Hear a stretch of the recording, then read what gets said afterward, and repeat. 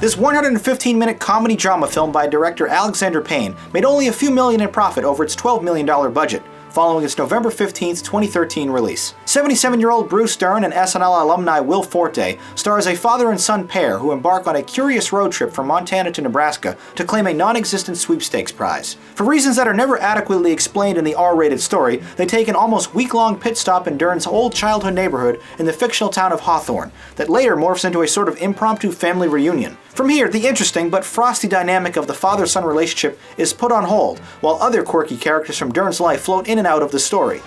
You need something? Oh, hi, yeah. My dad here used to own this place. Oh, yeah?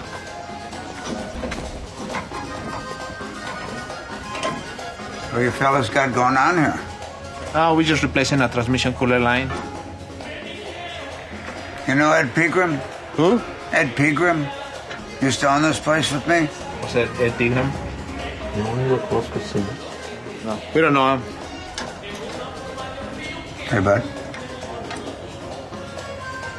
You're using the wrong wrench. Come on, Dad. Let's get going.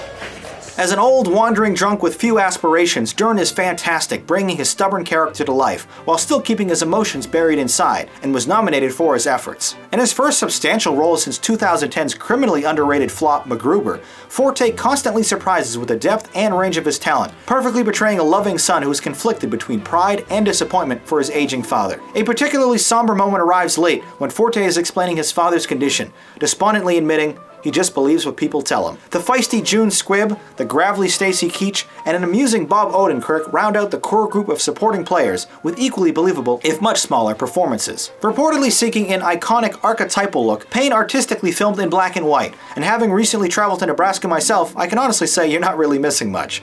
Honestly though, the monochromatic presentation seems unmotivated, existing only because it can, and not because the narrative really requires it.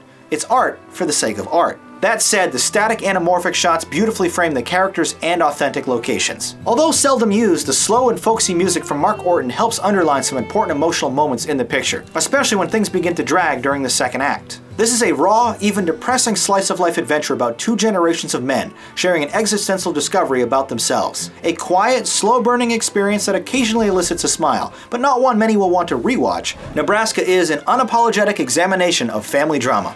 Let's see what you had to say about this film in the YouTube comments.